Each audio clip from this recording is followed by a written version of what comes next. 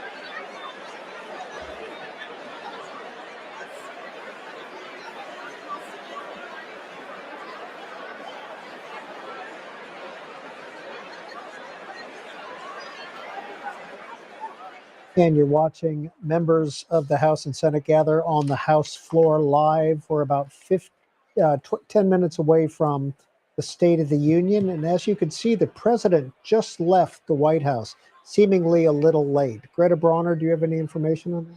Yeah, the Washington Post noted about 20 minutes ago that ceasefire protesters were occupying the route the president takes, his motorcade takes, from the White House to the Capitol. Around 250 were sitting on Pennsylvania Avenue.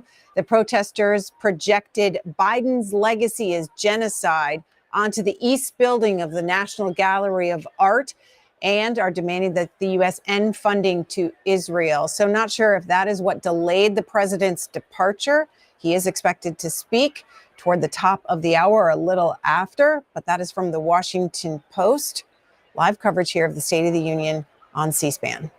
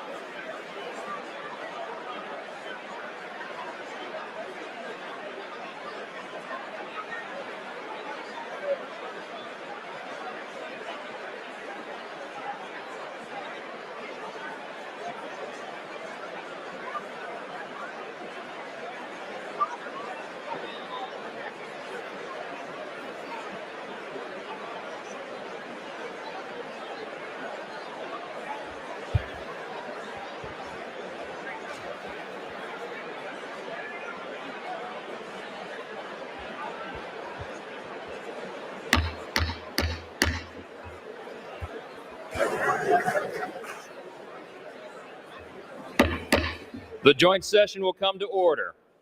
The chair appoints as members of the committee on the part of the House to escort the President of the United States into the chamber. The gentleman from Louisiana, Mr. Scalise. The gentleman from Minnesota, Mr. Emmer. The gentlewoman from New York, Ms. Stefanik. The gentleman from North Carolina, Mr. Hudson. The gentleman from Alabama, Mr. Palmer. The gentleman from Utah, Mr. Moore. The gentlewoman from Michigan, Mrs. McClain. The House be in order. The House be in order. The gentleman from Oklahoma, Mr. Cole. The gentleman from Pennsylvania, Mr. Reschenthaler. Gentleman from Kentucky, Mr. Rogers. Gentleman from New York, Mr. Jeffries. The gentlewoman from Massachusetts, Ms. Clark. The gentleman from California, Mr. Aguilar. The gentleman from California, Mr. Liu. The gentlewoman from Washington, Ms. Delbene. The gentleman from Colorado, Mr. Neguse. The gentlewoman from Illinois, Ms. Underwood. The gentlewoman from Texas, Ms. Escobar. The gentlewoman from Massachusetts, Ms. Trahan. The gentleman from Michigan, Mr. Kildee. The President of the Senate, at the direction of that body, appoints the following senators as members of the committee on the part of the Senate to escort the President of the United States into the House chamber. The Senator from New York, Mr. Schumer. The Senator from Illinois, Mr. Durbin. The Senator from Washington, Mrs. Murray. The Senator from Michigan, Ms. Stabenow. The Senator from Minnesota, Ms. Klobuchar. The Senator from Virginia, Mr. Warner. The Senator from Wisconsin, Ms. Baldwin. The Senator from Kentucky, Mr. McConnell. The Senator from South Dakota, Mr. Thune. The Senator from Wyoming, Mr. Barrasso. The Senator from West Virginia, Mrs. Capito. And the Senator from Iowa, Ms. Ernst. The members of the Escort Committee will exit the chamber through the lobby doors.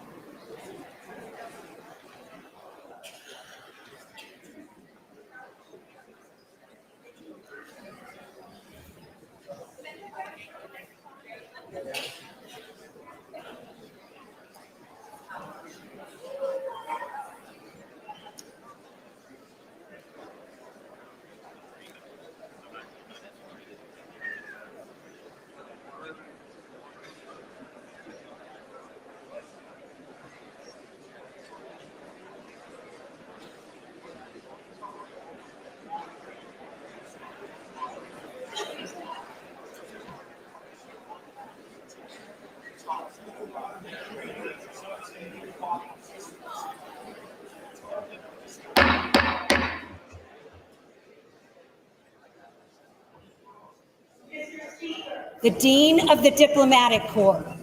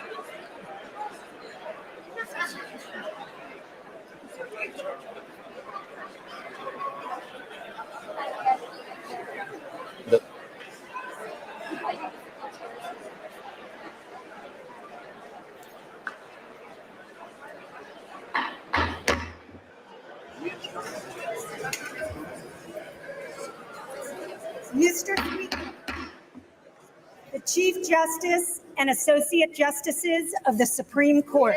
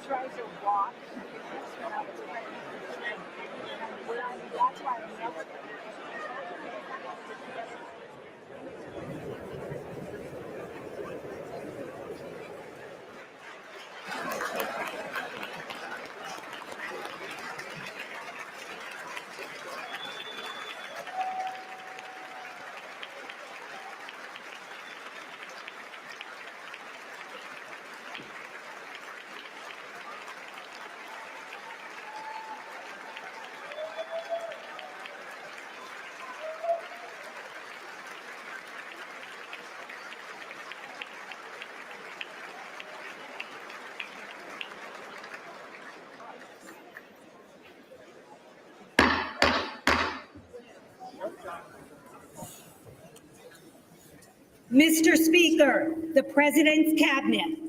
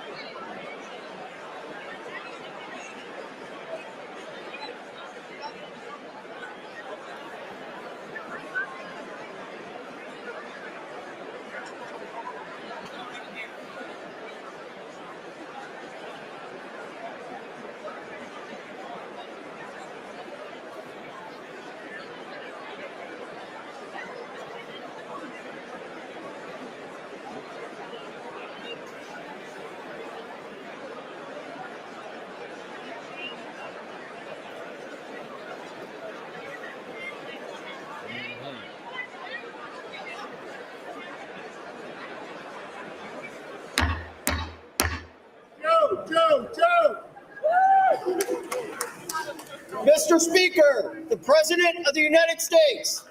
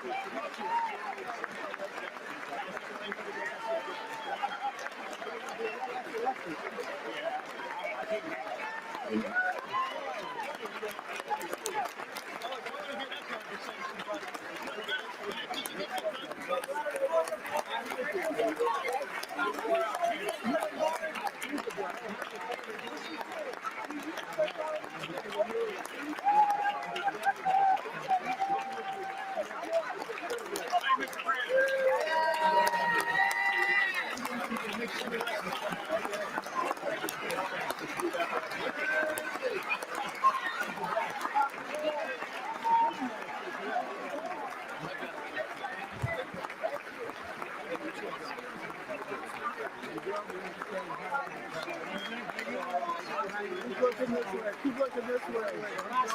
Don't focus on that.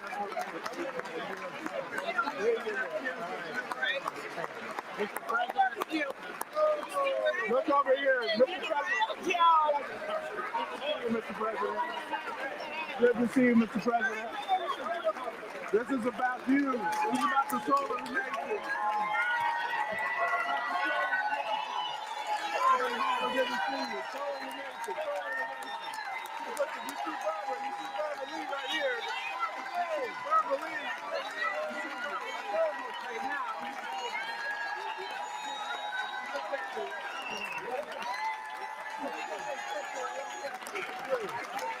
Bless you, sir.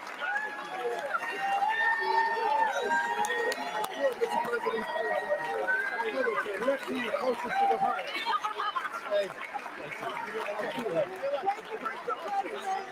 Save democracy. President. I was watching the video. I know. Love you, Mr. President.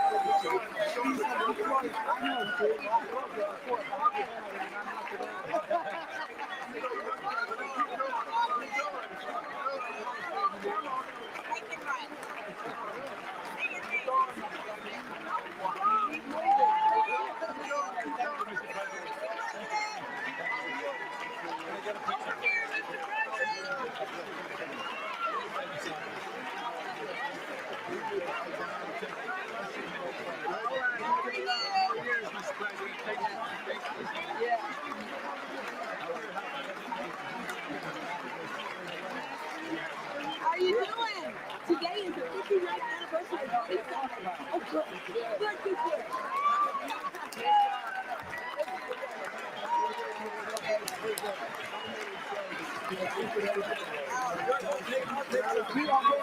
All right, Mr. President. Here we go. Oh, no. We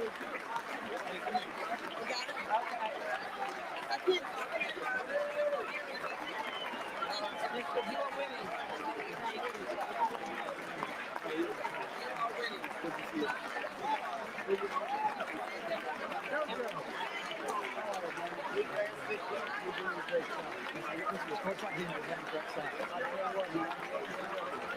This guy has completed 10. All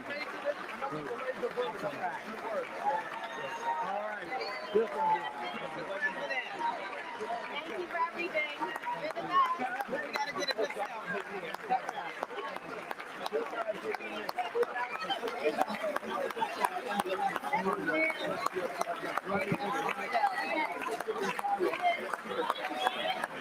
Give him helmet, President. you look out and see all this light, you know we're wearing it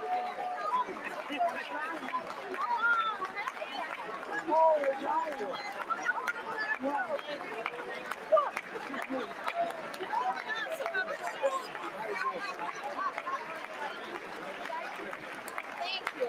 I'm your last member.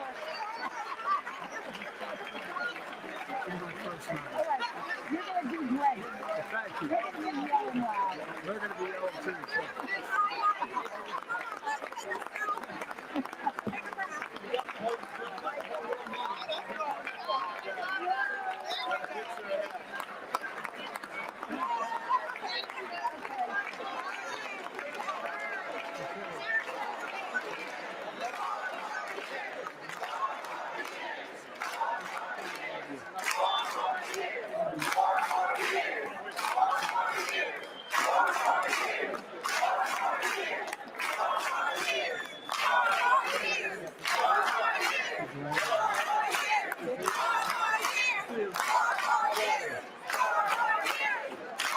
Pete, how are you doing?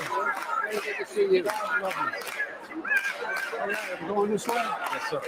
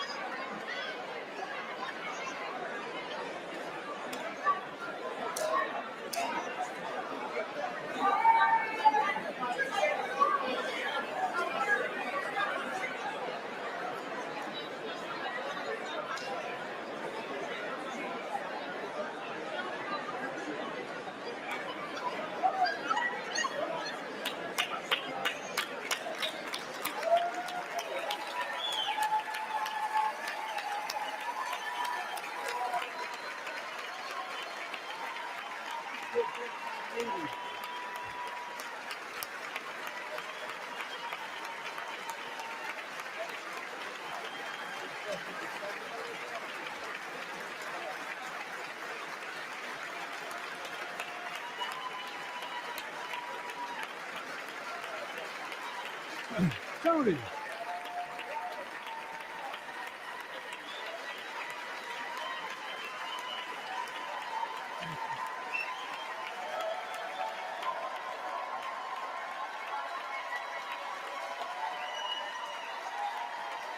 Thank you.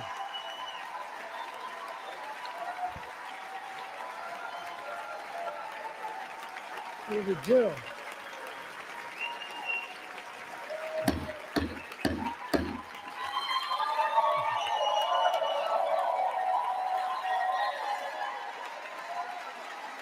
Good evening.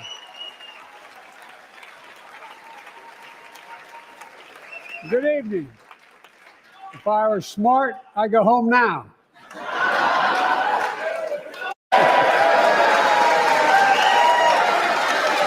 Mr. Speaker, Madam Vice President, members of Congress, my fellow Americans, in January 1941, Franklin Roosevelt came to this chamber to speak to the nation, and he said, "I address you at a moment unprecedented in the history of the Union. Hitler was on the march. War was raging in Europe. President Roosevelt's purpose was to wake up Congress and alert the American people that this was no ordinary time. Freedom and democracy were under assault in the world. Tonight, I come to this same chamber to address the nation. Now, it's we who face an unprecedented moment in the history of the Union. And yes, my purpose tonight is to wake up the Congress and alert the American people that this is no ordinary moment either. Not since President Lincoln and the Civil War have freedom and democracy been under assault at home as they are today. What makes our moment rare is that freedom and democracy are under attack both at home and overseas at the very same time. Overseas, Putin of Russia is on the march, invading Ukraine and sowing chaos throughout Europe and beyond. If anybody in this room thinks Putin will stop at Ukraine, I assure you he will not.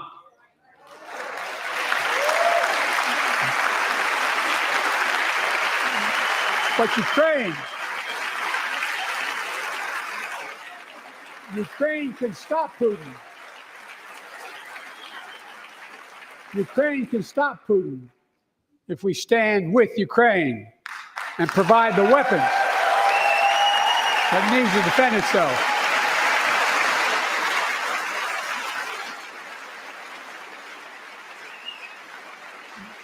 That is all. That is all Ukraine is asking. They're not asking for American soldiers. In fact, there are no American soldiers in war in Ukraine, and I'm determined to keep it that way. But now, assistance to Ukraine is being blocked by those who want to walk away from our world leadership. It wasn't long ago when a Republican president named Ronald Reagan thundered, "Mr. Gorbachev, tear down this wall."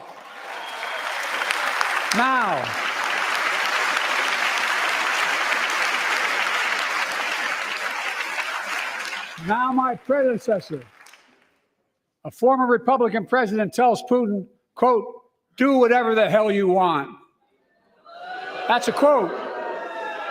A former president actually said that, bowing down to a Russian leader. I think it's outrageous, it's dangerous, and it's unacceptable.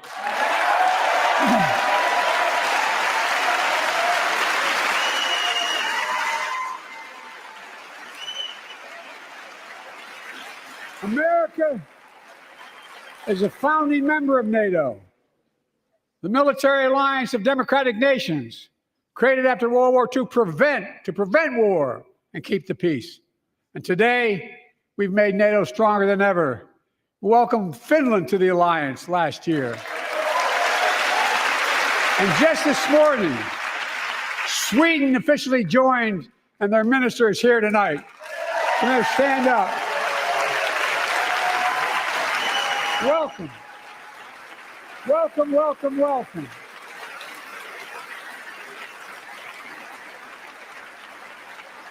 And they know how to fight.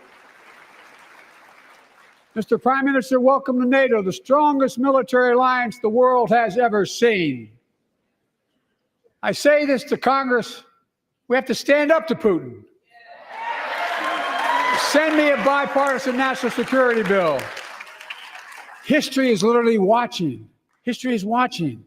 If the United States walks away, it will put Ukraine at risk. Europe is at risk. The free world will be at risk, emboldening others to do what they wish to do us harm. My message to President Putin, who I've known for a long time, is simple. We will not walk away.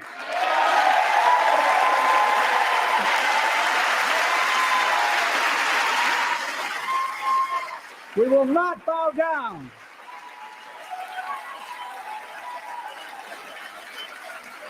I will not bow down. In a literal sense, history is watching. History is watching. Just like history watched 3 years ago on January 6th, when insurrectionists stormed this very Capitol and placed a dagger to the throat of American democracy. Many of you were here on that darkest of days. We all saw with our own eyes the insurrectionists were not patriots. They'd come to stop the peaceful transfer of power, to overturn the will of the people. January 6th lies about the 2020 election and the plots to steal the election posed a gravest threat to U.S. democracy since the Civil War. But they failed. America stood.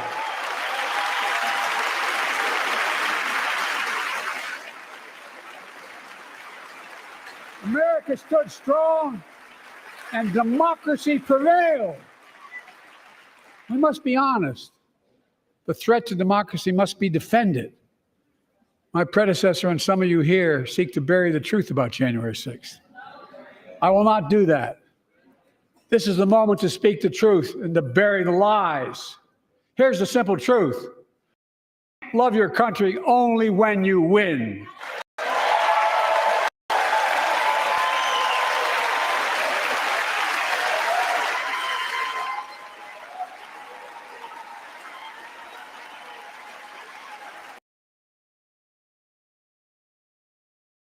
Done ever since being elected to office, I ask all of you without regard to party to join together and defend democracy. Remember your oath of office to defend against all threats, foreign and domestic. Respect free and fair elections, restore trust in our institutions, and make clear political violence has absolutely no place in America, zero place. Again, it's not hyperbole to suggest history is watching. We're watching. Your children and grandchildren will read about this day and what we do. History is watching another assault on freedom. Joining us tonight is Latoya Beasley, a social worker from Birmingham, Alabama. 14 months ago, she and her husband welcomed a baby girl thanks to the miracle of IVF. She scheduled treatments to have that second child. The Alabama Supreme Court shut down IVF treatments across the state, unleashed by a Supreme Court decision overturning Roe v. Wade. She was told her dream would have to wait. What her family had got through should never have happened. Unless Congress acts, it could happen again. So tonight, let's stand up for families like hers. To my friends across the aisle, don't keep this waiting any longer. Guarantee the right to AVF. Guarantee it nationwide.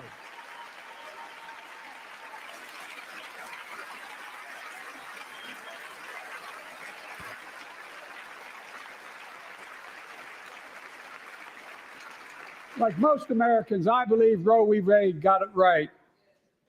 I thank Vice President Harris for being an incredible leader, defending reproductive freedom, and so much more.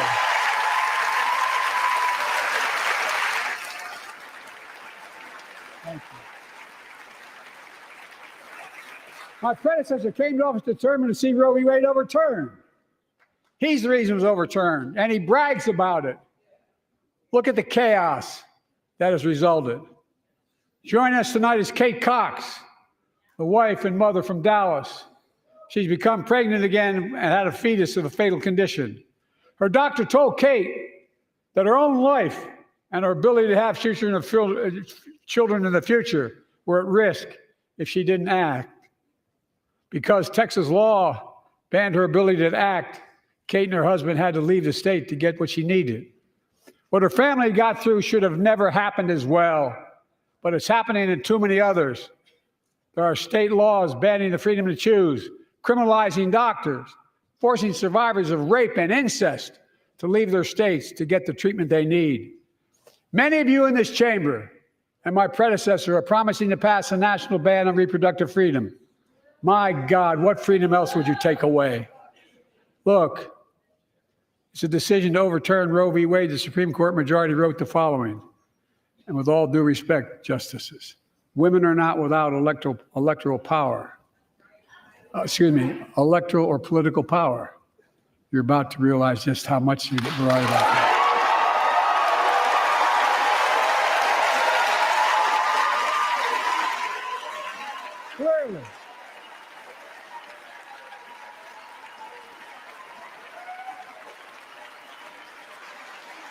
Clearly. Those bragging about overturning Roe v. Wade have no clue about the power of women. But they found out when reproductive freedom was on the ballot. We won in 2022 and 2020, and we'll win again in 2024.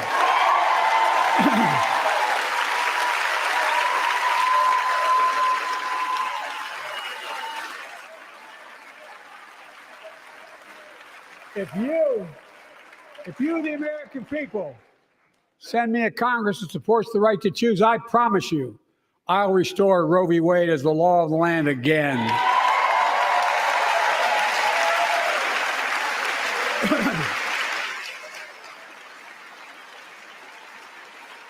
Folks, America cannot go back. I'm here tonight to show what I believe is the way forward, because I know how far we come.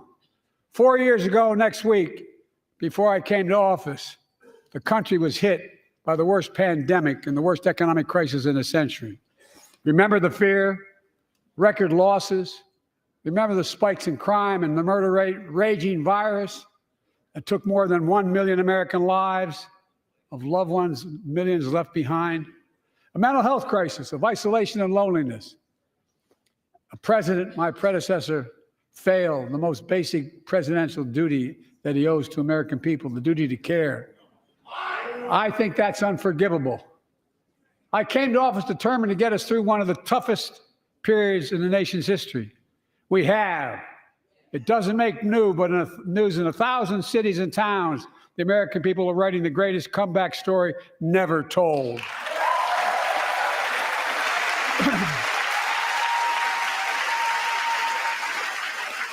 So let's tell the story here. Tell it here and now. America's comeback is building the future of American possibilities, building an economy from the middle out and the bottom up, not the top down, investing in all America, in all Americans, to make sure everyone has a fair shot. We leave no one behind. The pandemic no longer controls our lives. The vaccine that saved us from COVID are now being used to beat cancer, turning setback into comeback. That's what America does. That's what America does.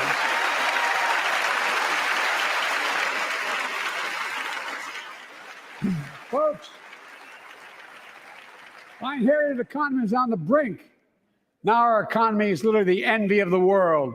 15 million new jobs in just 3 years, a record, a record. Unemployment at 50-year lows.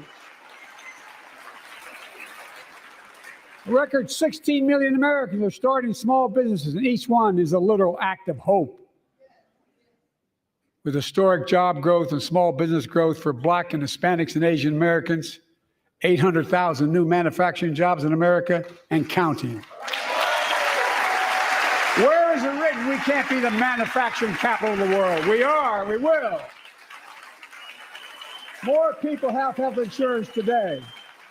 More people have health insurance today than ever before. The racial wealth gap is as small as it's been in 20 years. Wages keep going up, inflation keeps coming down. Inflation has dropped from 9% to 3%, the lowest in the world and tending lower.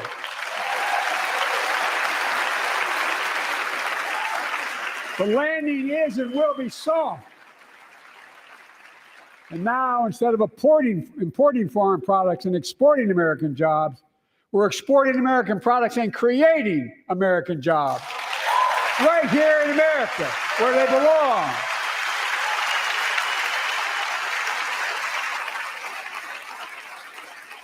And it takes time, but the American people are beginning to feel it. Consumer studies show consumer confidence is soaring. Buy America has been the law of the land since the 1930s. Past administrations, including my predecessor, including some Democrats as well in the past, failed to buy American. Not anymore. On my watch, federal projects that you fund, like helping build American roads, bridges, and highways, will be made with American products and built by American workers.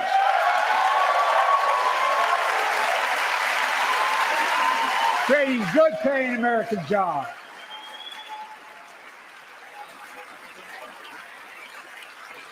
And thanks to our CHIPS and Science Act, the United States is investing more in research and development than ever before.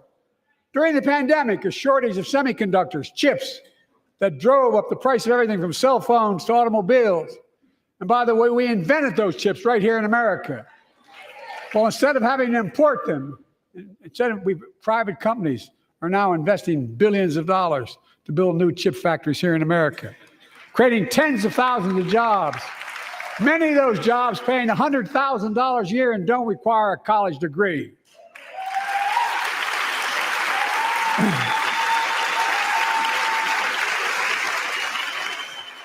In fact, my policies have attracted $650 billion in private sector investment in clean energy, advanced manufacturing, creating tens of thousands of jobs here in America.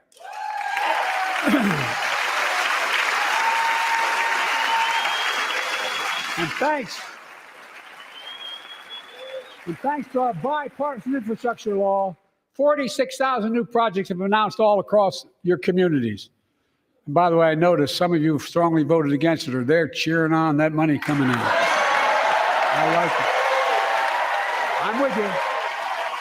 I'm with you. If any of you don't want that money in your district, just let me know. Modernizing our roads and bridges, ports and airports, public transit systems.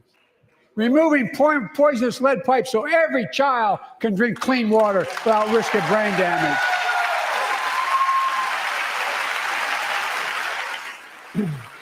Providing affordable high-speed internet for every American, no matter where you live, urban, suburban, or rural communities, in red states and blue states. Record investments in tribal communities. Because of my investment in a family farm, because I invested in family farms led by my Secretary of Agriculture, who knows more about this than anybody I know, we're better able to stay in the family for those farms and their children and grandchildren won't have to leave home to make a living. It's transformative. The great comeback story is Belvedere, Illinois, home to an auto plant for nearly 60 years. Before I came to office, the plant was on its way to shutting down. Thousands of workers feared for their livelihoods. Hope was fading. Then I was elected to office, and we raised the Belvedere repeatedly with auto companies, knowing unions would make all the difference.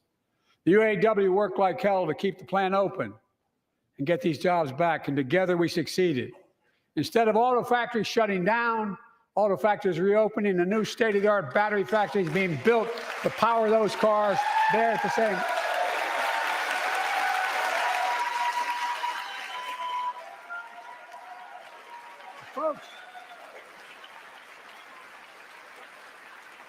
The folks of Belvedere, I say, instead of your town being left behind, your community is moving forward again.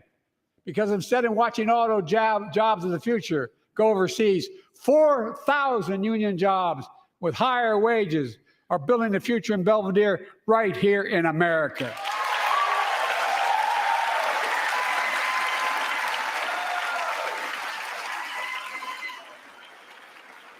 Here tonight is UAW President Shawn Fain, a great friend and a great labor leader. Shawn, where are you? Stand up.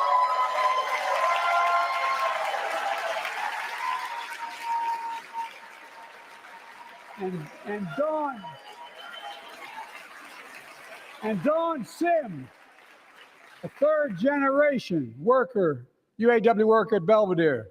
Shawn, I was proud to be the first president to stand on the picket line, and today, Dawn has a good job in her hometown, providing stability for her family and pride and dignity as well. Showing once again, Wall Street didn't build America. They're not bad guys. They didn't build it, though.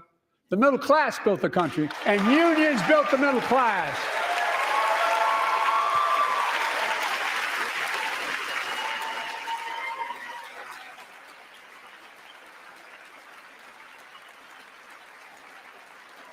I say to the American people, when America gets knocked down, we get back up.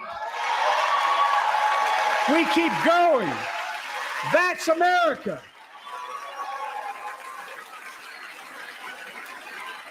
That's you, the American people.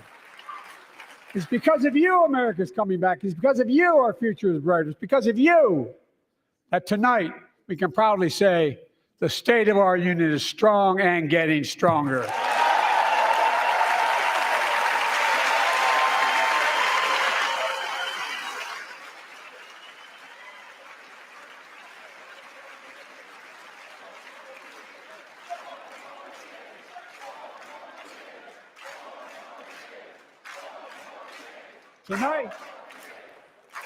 Tonight, I want to talk about the future of possibilities that we can build together.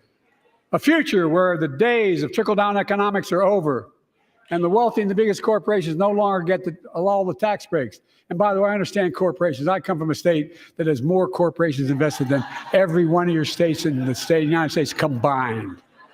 And I represented it for 36 years. I'm not anti-corporation, but I grew up in a home where trickle-down economics didn't put much on my dad's kitchen table. That's why I determined to turn things around so middle class does well. When they do well, the poor go way up and the wealthy still do very well. We all do well. And there's more to do to make sure you're feeling the benefits of all we're doing. Americans pay more for prescription drugs than anywhere in the world. It's wrong, and I'm ending it.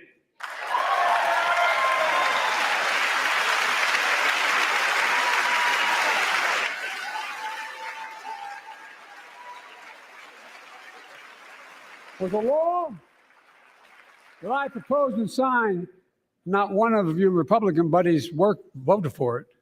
We finally beat Big Pharma.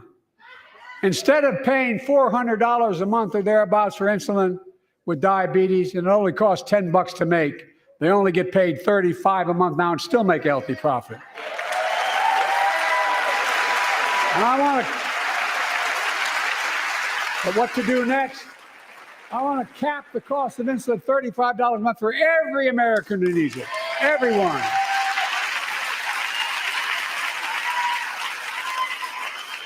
For years, people have talked about it, but finally we got it done and gave Medicare the power to negotiate lower prices on prescription drugs, just like the VA is able to do for veterans. That's not just saving seniors money, it's saving taxpayers money. We cut the federal deficit by $160 billion.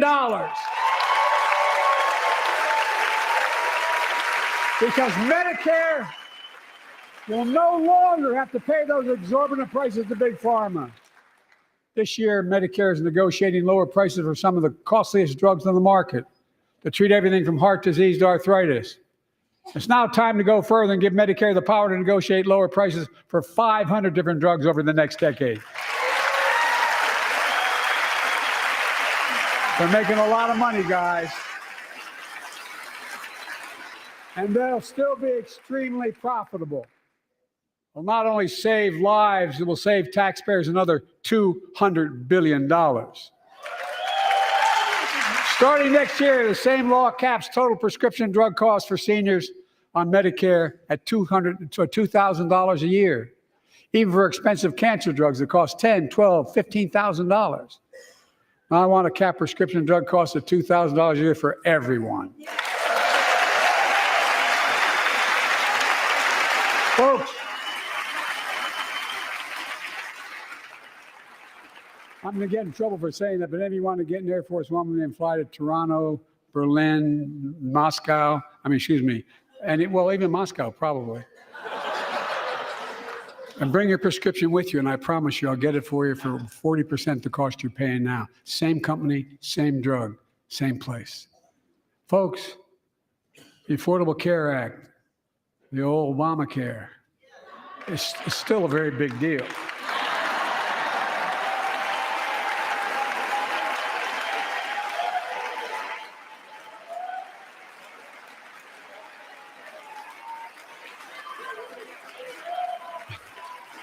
Over 100 million of you can no longer be denied health insurance because of pre-existing condition. Well, my predecessor and many in this chamber want to take this prescription drug away by repealing the Affordable Care Act. I'm not going to let that happen. We stopped you 50 times before, and we'll stop you again. In fact, I'm not only protecting it, I'm expanding it. They enacted tax credits of $800 per person per year, reduce health care costs for millions of working families. That tax credit expires next year. I want to make that savings permanent.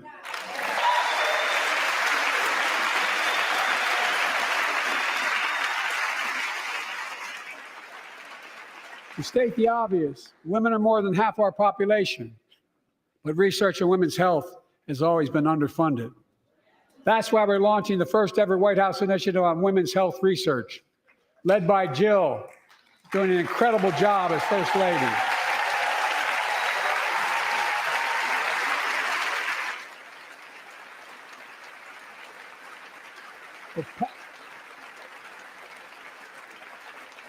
To pass my plan for $12 billion to transfer women's health research and benefit millions of lives all across America.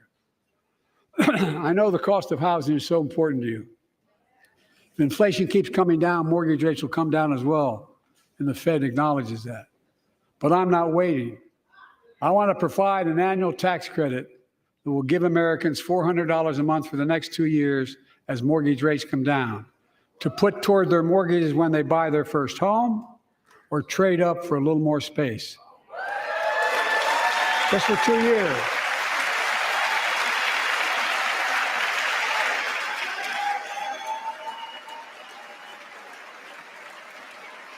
And my administration is also eliminating title insurance on federally backed mortgages.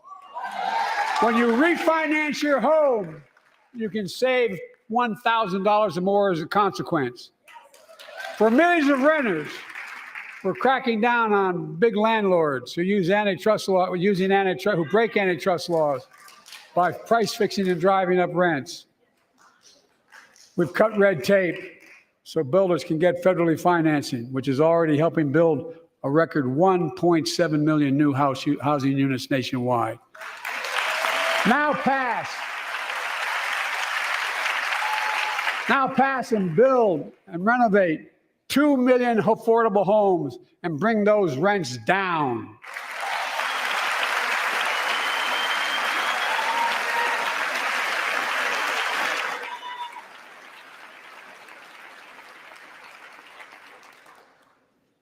To remain the strongest economy in the world, we need to have the best education system in the world.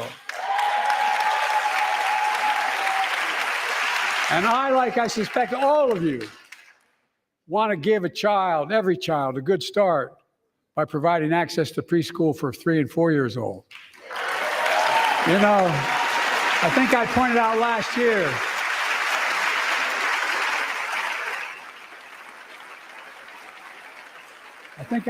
last year, that children coming from broken homes where there's no books, they're not read to, not spoken to very often, start school, kindergarten, or first grade, having heard 1 million fewer words spoken.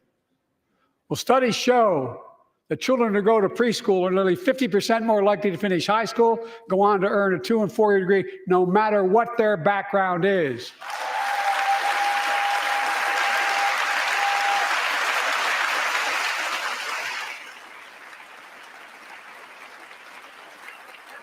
I met a year and a half ago with the leaders of the Business Roundtable.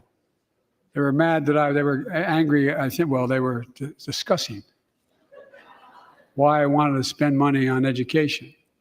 I pointed out to them as vice president, I met with over 182 of those folks. Don't hold me to the exact number. And I asked them what they need most, the CEOs. And you've had the same experience on both sides of the aisle. They say a better educated workforce, right?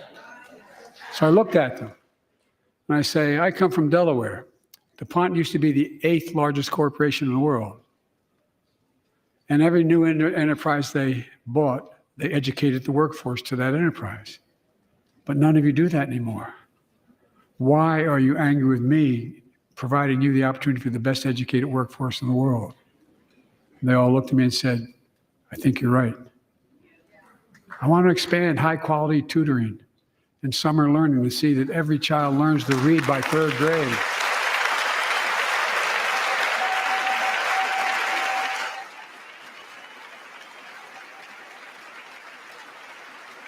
I'm also connecting local businesses and high schools so students get hands-on experience and a path to a good-paying job, whether or not they go to college. And I want to make sure the college is more affordable. Let's continue increasing the Pell Grants to working and middle-class families and increase record investments in HBCUs and minority-serving institutions, including Hispanic institutions.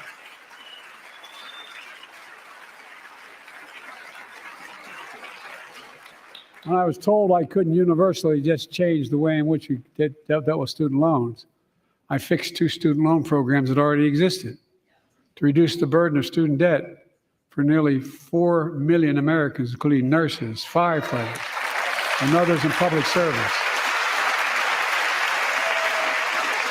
Like Keenan Jones, a public educator from Minnesota, who's here with us tonight. Keenan, where are you?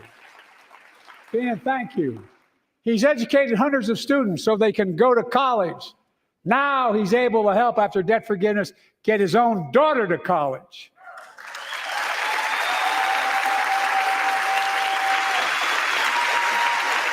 And folks, look, such relief is good for the economy because folks are now able to buy a home, start a business, start a family. While we're at it, I want to give public school teachers a raise.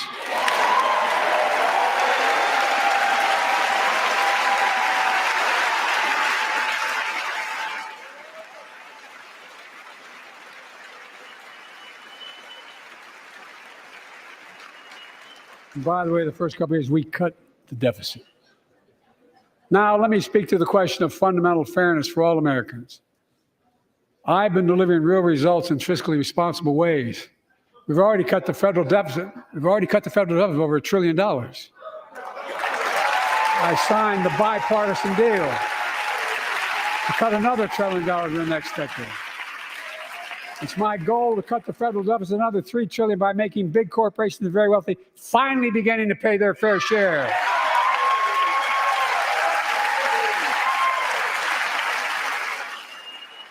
Look, I'm a capitalist.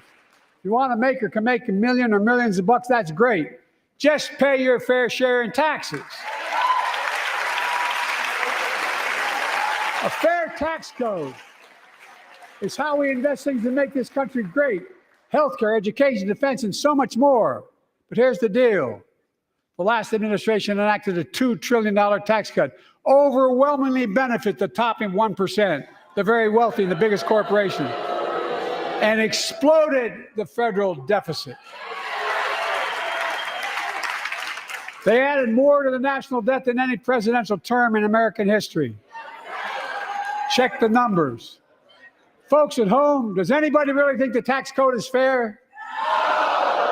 Do you really think the wealthy and big corporations need another $2 trillion tax break? I sure don't. I'm going to keep fighting like hell to make it fair. Under my plan, nobody earning less than $400,000 a year will pay an additional penny in federal taxes. Nobody, not one penny. And they haven't yet. In fact, the child tax credit I passed during the pandemic cut taxes for millions of working families and cut child poverty in half. Restore that child tax credit. No child should go hungry in this country.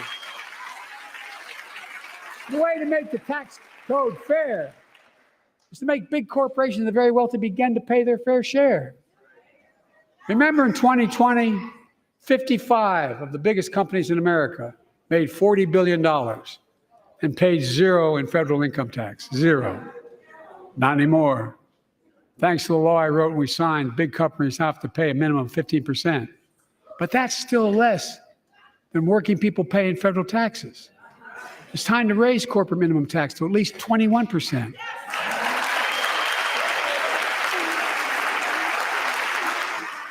So every big corporation finally begins to pay their fair share. I also want to end tax breaks for big pharma, big oil, private jets, massive executive pay when it's only supposed to be $1 million that can be deducted. They can pay them $20 million if they want, but deduct $1 million. End it now. You know, there are 1,000 billionaires in America. You know what the average federal tax is for those billionaires? No. They're making great sacrifices, 8.2%. That's far less than the vast majority of Americans pay. No billionaire should pay a lower federal tax rate than a teacher, a sanitation worker, or a nurse.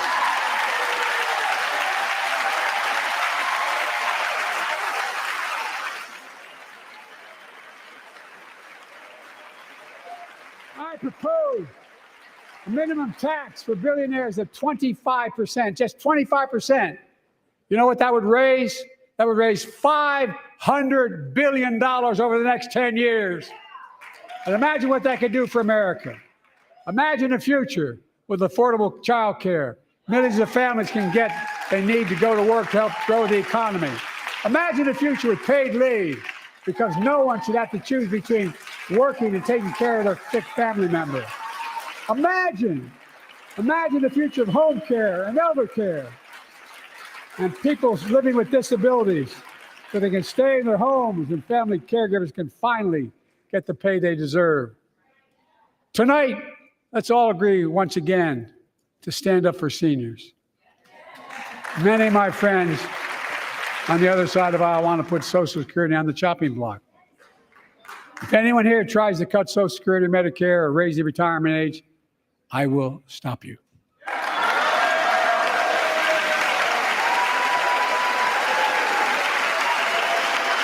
The working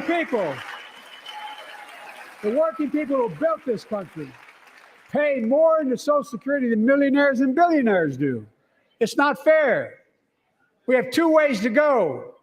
Republicans can cut Social Security and give more tax breaks to the wealthy. That's the proposal. Oh no, you guys don't want another $2 trillion tax cut? I kind of thought that's what your plan was. Well, that's good to hear.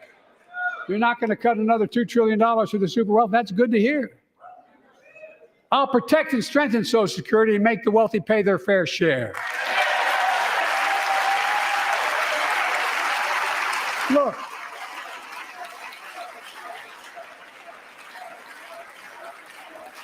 too many corporations raise prices to pad their profits, charging more and more for less and less.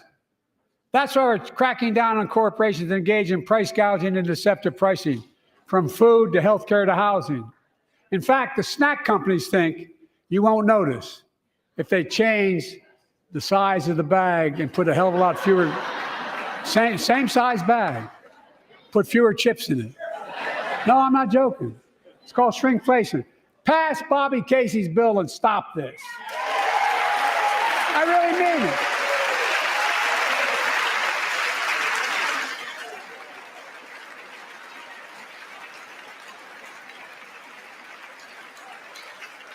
You probably all saw that commercial on Snickers bars. And you get charged the same amount, and you got about, 10% fewer Snickers in it. Look, I'm also getting rid of junk fees, those hidden fees at the end of your bill that are there without your knowledge. My administration announced we're cutting credit card late fees from $32 to $8.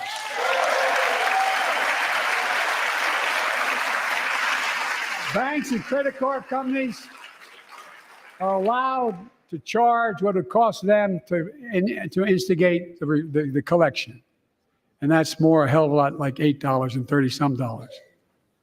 They don't like it. Credit card companies don't like it. But I'm saving American families $20 billion a year with all the junk fees I'm eliminating. Folks at home,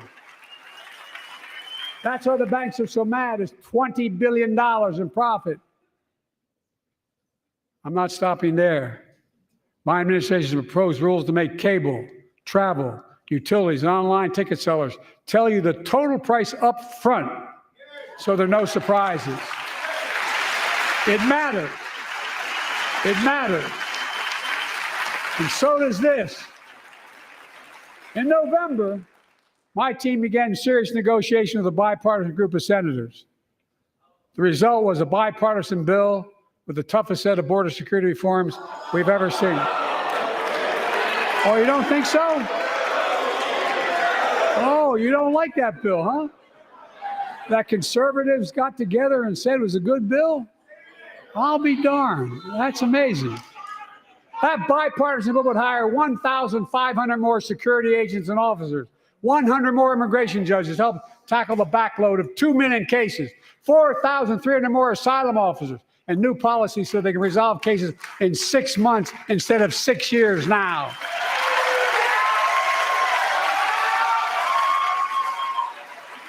What are you against?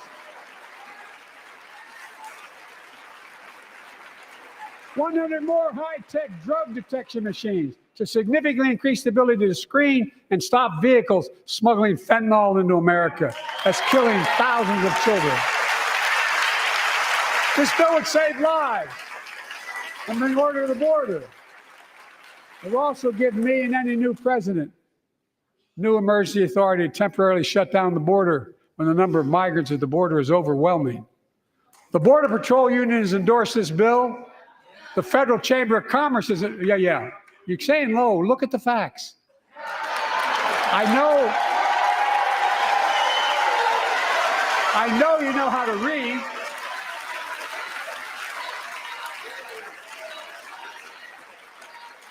I believe that given the opportunity for a majority in the House and Senate would endorse the bill as well, a majority right now. But unfortunately, politics has derailed this bill so far. I'm told my predecessor called members of Congress in the Senate to demand they block the bill.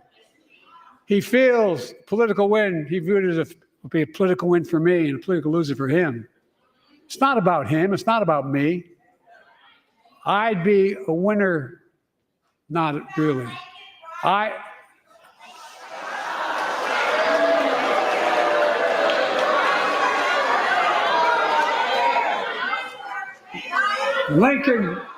Lincoln Riley, an innocent young woman who was killed by an illegal. That's right. But how many of thousands of people being killed by illegals? To her parents, I say, my heart goes out to you, having lost children myself. I understand. But look, if we change the dynamic at the border, people pay these smugglers $8,000 to get across the border because they know if they get by and let into the country, it's 6 to 8 years before they have a hearing. And it's worth it taking the chance of the $8,000. But if it's only 6 weeks, the idea is it's highly unlikely that people will pay that money and come all that way, knowing that they'll be able to be kicked out quickly. Folks, I would respectfully suggest my Republican friends owe it to the American people, get this bill done. We need to act now.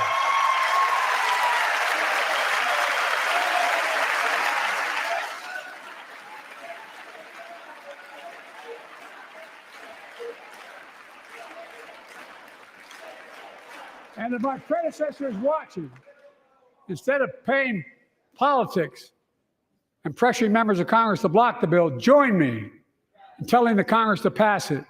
We can do it together, but that's what here's what he will not do. I will not demonize immigrants saying they are poison in the blood of our country. I will not separate families. I will not ban people because of their faith. Unlike my predecessor on my first day in office, I introduced a comprehensive bill to fix our immigration system. Take a look at it. It has all these and more. Secure the border, provide a pathway to citizenship for dreamers, and so much more. But unlike my predecessor, I know who we are as Americans. We're the only nation in the world with a heart and soul that draws from old and new. Home to Native Americans, whose ancestors have been here for thousands of years. Home to people of from every place on earth. They came freely. Some came in chains.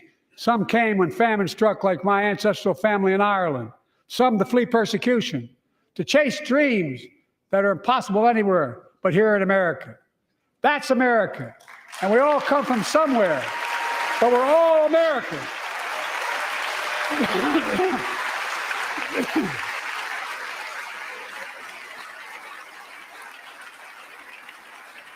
Look, folks, we have a simple choice. We can fight about fixing the border, or we can fix it. I'm ready to fix it. Send me the border bill now.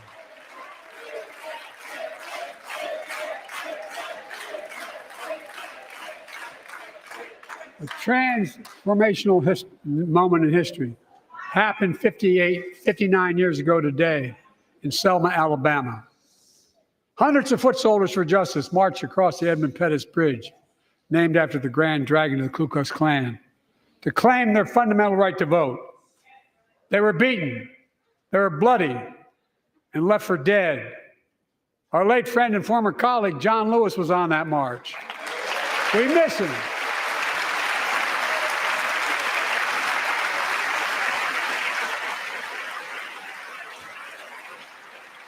But joining us tonight are other marchers, both in the gallery and on the floor, including Betty Mae Fikes, known as the voice of Selma. The daughter of gospel singers and preachers, she sang songs of prayer and protest on that bloody Sunday to help shake the nation's conscience. 5 months later, the Voting Rights Act passed and was signed into law.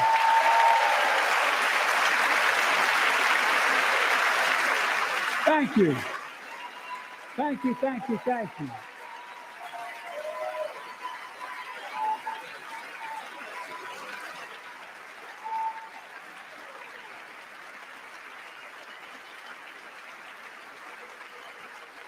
But 59 years later, there are forces taking us back in time.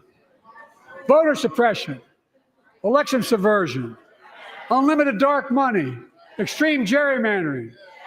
John Lewis is a great friend to many of us here, but if you truly want to honor him and all the heroes who marched with him, then it's time to do more than talk. Pass the Freedom to Vote Act, the John Lewis Voting Rights Act.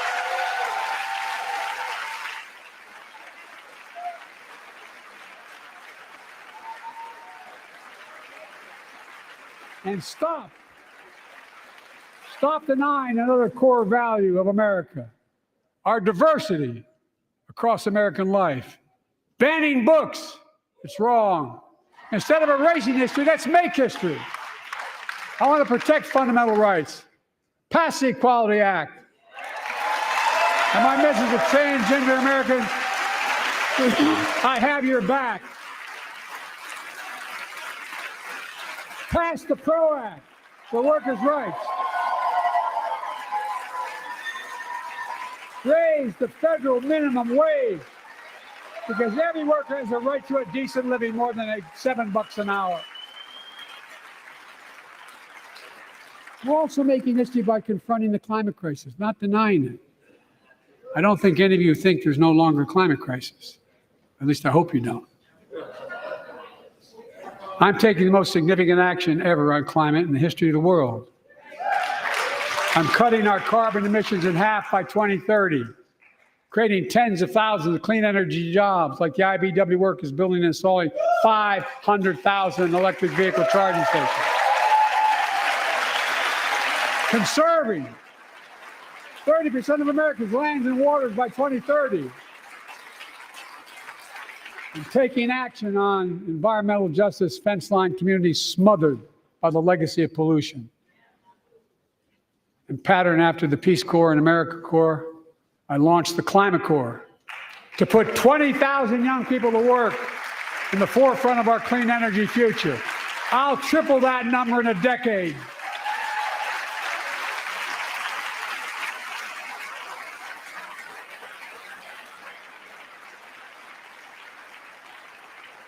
To state the obvious, all Americans deserve the freedom to be safe. And America is safer today than when I took office. Year before I took office, murder rates went up 30%. 30% they went up. The biggest increase in history. It was then, through my American Rescue Plan, which every American voted against, I might add, we made the largest investment in public safety ever. Last year, the murder rate saw the sharpest decrease in history. Violent crime fell to one of its lowest levels in more than 50 years.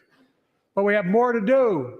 We have to help cities invest in more community police officers, more mental health workers, more community violence intervention. Give communities the tool to crack down on gun crime, retail crime, and carjacking. Keep building trust, as I've been doing by taking executive action on police reform and calling for it to be the law of the land.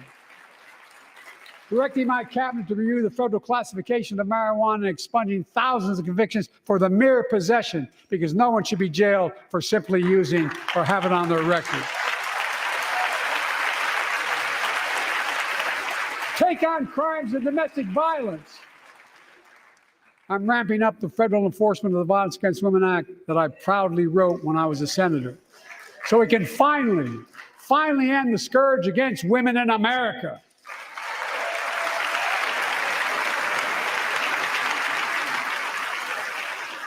There are other kinds of violence I want to stop.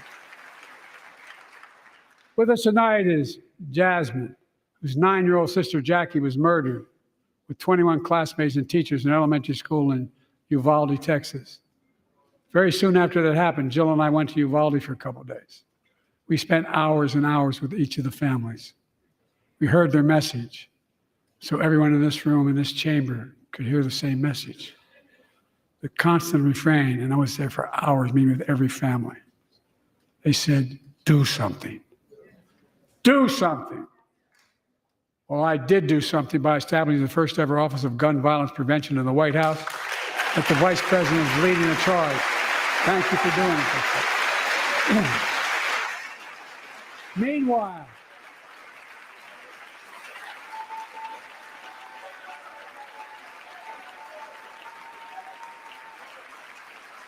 Meanwhile, my predecessor told the NRA he's proud he did nothing on guns when he was president.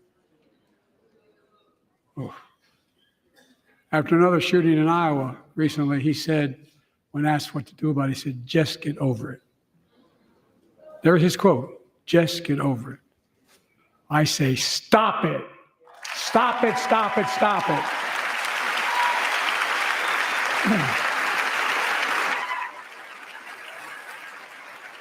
I'm proud we beat the NRA when I signed the most significant gun safety law in nearly 30 years because of this Congress. We now must beat the NRA again. I'm demanding a ban on assault weapons and high-capacity magazines. Pass universal background checks. None of this. I taught the Second Amendment for 12 years. None of this violates the Second Amendment or vilifies responsible gun owners.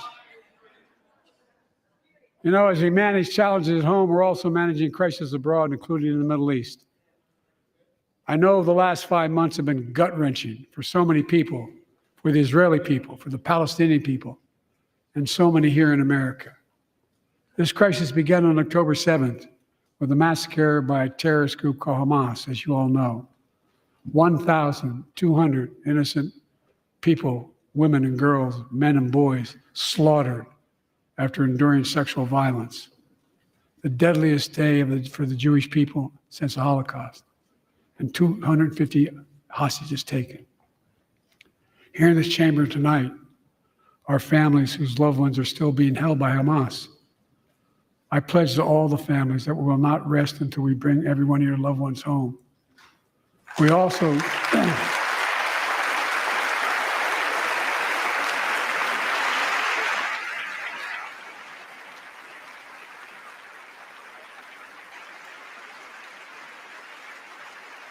we will also work around the clock to bring home Evan and Paul, Americans being unjustly detained by the Russians and others around the world. Israel has the right to go after Hamas.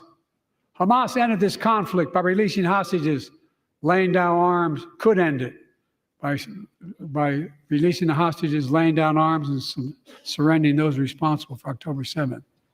But Israel has Israel has a added burden because Hamas hides and operates among the civilian population like cowards under hospitals, daycare centers, and all the like. Israel also has a fundamental responsibility, though, to protect innocent civilians in Gaza.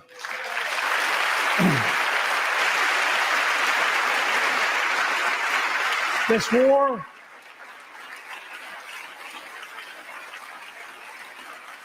has taken a greater toll on innocent civilians than all previous wars in Gaza combined. More than 30,000 Palestinians have been killed, most of whom are not Hamas. Thousands and thousands of innocent women and children, girls and boys, also orphaned. Nearly 2 million more Palestinians under bombardment or displacement. Homes destroyed, neighborhoods in rubble, cities in ruin. Families without food, water, medicine. It's heartbreaking. I've been working nonstop to establish an immediate ceasefire that would last for 6 weeks to get all the prisoners released, all the hostages released, to get the hostages home and ease the intolerable and humanitarian crisis and build toward an enduring, something more enduring. The United States has been leading international efforts to get more humanitarian assistance to Gaza. Tonight, I'm directing the U.S. military to lead an emergency mission to establish a temporary pier in the Mediterranean on the coast of Gaza that can receive large shipments carrying food, water, medicine, and temporary shelters. No U.S. boots will be on the ground. A temporary pier will enable a massive increase in the amount of humanitarian assistance getting into Gaza every day.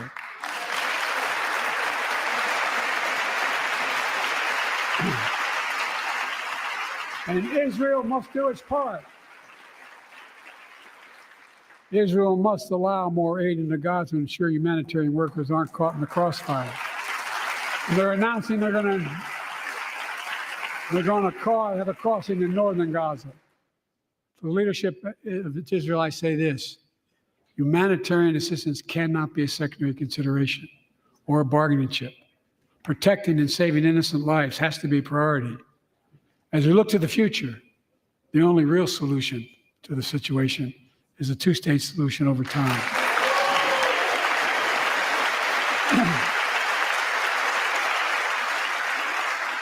And I say this as a lifelong supporter of Israel. My entire career, no one has a stronger record with Israel than I do. I challenge any of you here. I'm the only American president to visit Israel in wartime. But there is no other path that guarantees Israel's security and democracy. There is no other path that guarantees Palestinians can live in peace with peace and dignity. And there's no other path that guarantees peace between Israel and all of its neighbors, including Saudi Arabia, with whom I'm talking. Creating stability in the Middle East also means containing the threat posed by Iran. That's why I built a coalition of more than a dozen countries to defend international shipping and freedom of navigation in the Red Sea. I've ordered strikes to degrade the Houthi capability and defend U.S. forces in the region. As Commander-in-Chief, I will not hesitate to direct further measures to protect our people and our military personnel.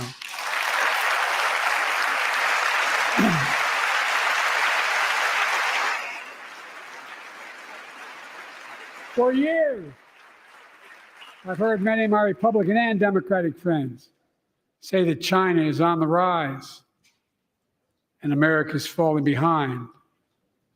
They've got it backwards. I've been saying it for over 4 years, even when I wasn't president.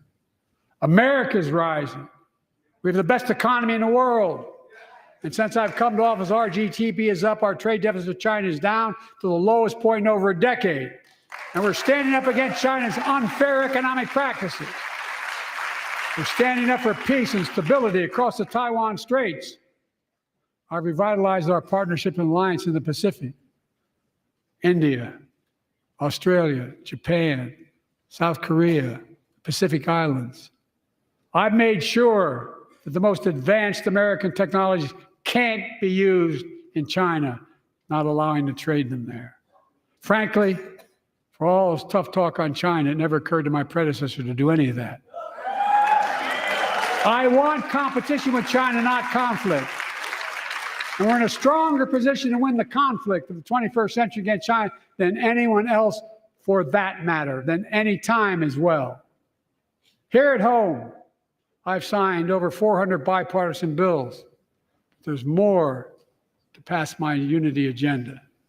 Strengthen penalties on fentanyl trafficking. You don't want to do that, huh? Pass bipartisan privacy legislation to protect our children online. Harness the promise of AI to protect us from peril. Ban AI voice impersonations and more. And keep our truly sacred obligation to train and equip those we send into harm's way and care for them and their families when they come home and when they don't.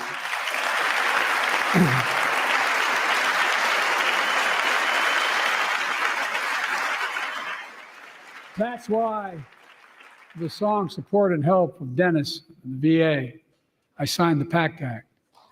One of the most significant laws ever, helping millions of veterans exposed to toxins who now are battling more than 100 different cancers. Many of them don't come home, but we owe them and their families support. We owe it to ourselves to keep supporting our new health research agency called ARPA-H, and remind us that we can do big things like end cancer as we know it, and we will.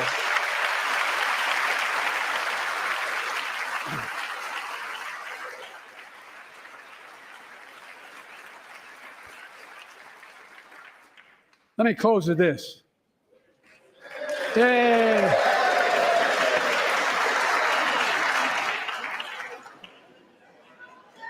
I know you don't want to hear any more, Lindsay, but I got to say a few more things. I know it may not look like it, but I've been around a while. When you get to be my age, certain things become clearer than ever. I know the American story. Again and again, I've seen the contest between competing forces in the battle for the soul of our nation, between those who want to pull America back to the past and those who want to move America into the future. My lifetime has taught me to embrace freedom and democracy, a future based on core values that have defined America: honesty, decency, dignity, equality, to respect everyone, to give everyone a fair shot, to give hate no safe harbor. Now, other people my age see it differently. The American story of resentment, revenge, and retribution, that's not me. I was born amid World War II when America stood for the freedom of the world. I grew up in Scranton, Pennsylvania, and Claymont, Delaware, among working class people who built this country. I watched in horror as two of my heroes, like many of you did, Dr. King and Bobby Kennedy, were assassinated. And their legacies inspired me to pursue a career in service. I left the law firm and became a public defender because my city of Wilmington was the only city in America occupied by the National Guard after Dr. King was assassinated because of the riots. And I became a county councilman almost by accident. I got elected to the United States Senate when I had no intention of running at age 29. Then vice president of our first black president. Now president to the first women vice president.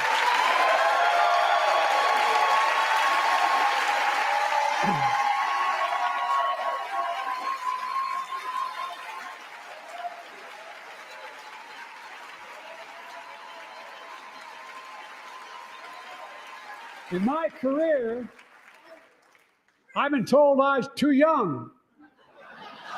By the way, they didn't let me on the Senate elevators for votes sometimes. Not a joke. And I've been told I'm too old. Whether young or old, I've always known what endures. I've known our North Star. The very idea of America is that we're all created equal and deserves to be treated equally throughout our lives. We've never fully lived up to that idea, but we've never walked away from it either. And I won't walk away from it now. I'm optimistic. I really am. I'm optimistic, Nancy.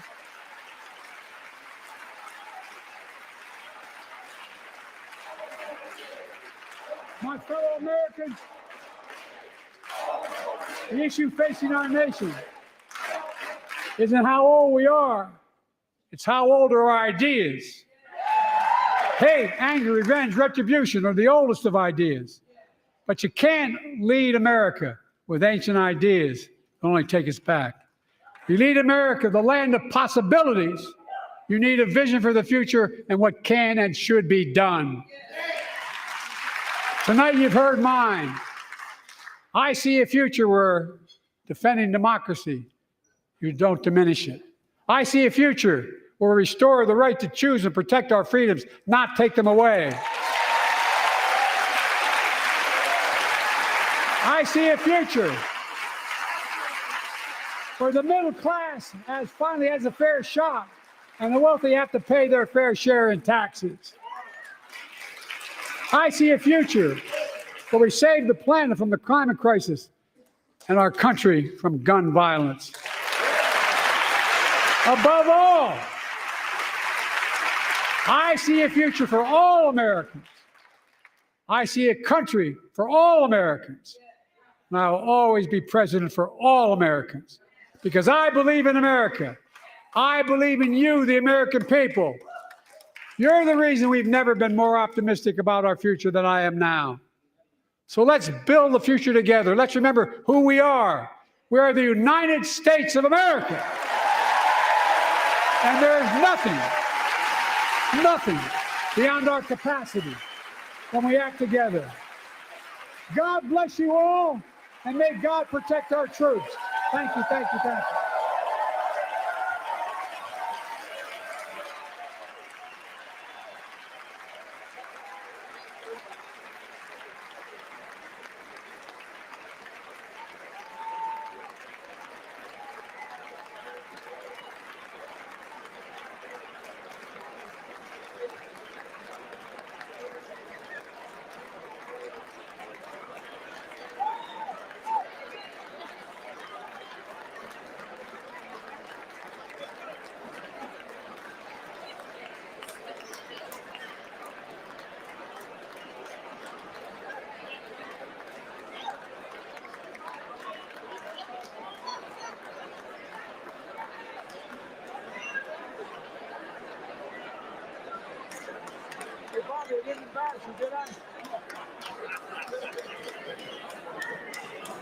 Mr. President, whoever's working there.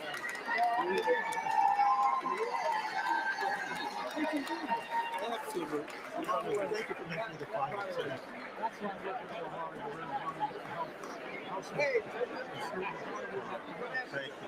We're going to get it back. Baptist preacher tonight. I'll tell you what. You were the Baptist preacher tonight. I'll tell you what Jim Eason once said to me. He said, what would old Jim Eason do for you, Delaware? I said, Mr. Chairman, someplace you'd help and someplace you'd hurt. He looked at me and said, I'll come and campaign for you again. You said, I'll help you. You were on. Come on, good job. Good job.